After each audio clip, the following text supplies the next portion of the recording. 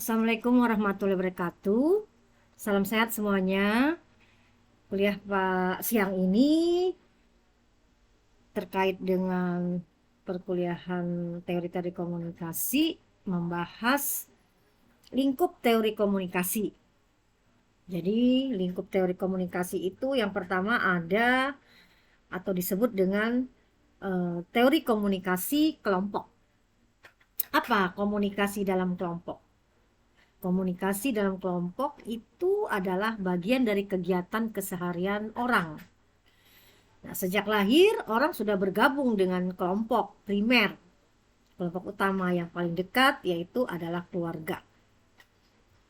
Keluarga itu bisa ada ayah, ibu, kemudian kakak, adik. Nah, itu namanya keluarga inti. Nah, di luar dari keluarga inti ada keluarga besar, misalnya paman, tante, dan lain sebagainya.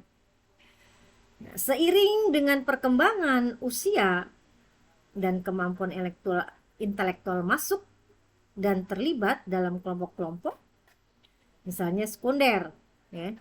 Jadi kalau tadi primer itu adalah keluarga anggota inti, lalu sesuai dengan perkembangan ada kelompok sekunder seperti sekolah, lembaga, agama, tempat pekerjaan. Dan juga kelompok sekunder ini disesuaikan dengan minat dan keterikatan dari individu. Apa sih yang dikatakan kelompok? Bagian yang tidak terpisahkan dengan kehidupan kita. Nah, melalui kelompok memungkinkan kita dapat berbagi informasi, pengalaman, dan pengetahuan tentunya dengan anggota-anggota kelompok lainnya. Kemudian dari teori kelompok itu ada teori komunikasi organisasi. Nah, dalam konteks organisasi, pemahaman mengenai peristiwa-peristiwa yang terjadi di dalamnya seperti apakah instruksi pimpinan sudah dilaksanakan dengan benar oleh karyawan atau bagaimana bawahan mencoba menyampaikan keluhan pada atasan.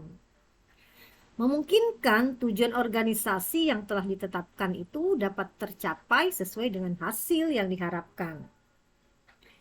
Komunikasi aspek yang penting dalam suatu organisasi, baik organisasi profit maupun non-profit. Kemudian teori komunikasi massa. Nah, secara teori, pada satu sisi konsep komunikasi massa itu adalah sebagai suatu proses di mana institusi media massa memproduksi dan menyebarkan pesan kepada publik secara luas. Di sisi lain, proses di mana pesan tersebut dicari, digunakan, dan dikonsumsi audiens. Nah, ketika informasi disampaikan kepada publik, tentunya perlu ada proses di situ, proses merencanakan dan merancang dari suatu pesan. Sehingga pesan tadi dibutuhkan oleh publik atau audiens. Nah, artinya ketika audiens membutuhkan pesan, mereka akan mengkonsumsi melalui media massa. Dan tentunya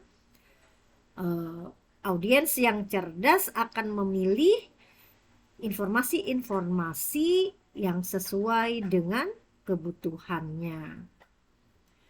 Nah, dengan kata lain, apa itu media massa? Adalah institusi yang menebarkan informasi berupa pesan berita, peristiwa atau produk budaya yang memengaruhi dan merefleksikan suatu masyarakat.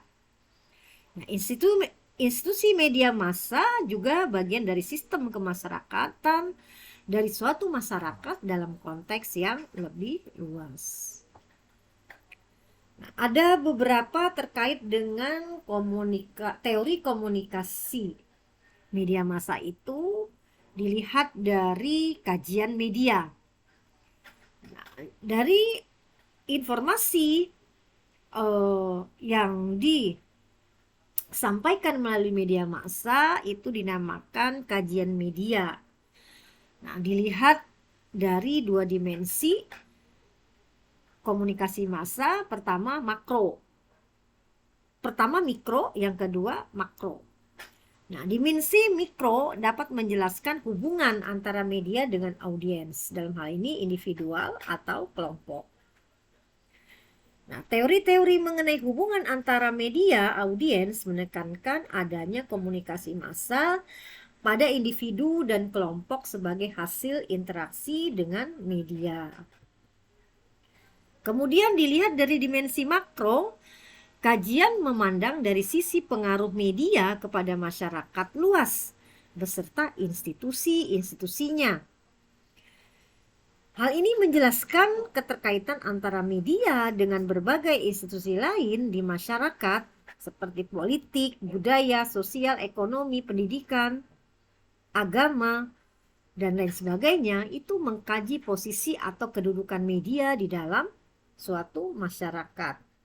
Oke, sampai di sini pertemuan kita yang ke-13.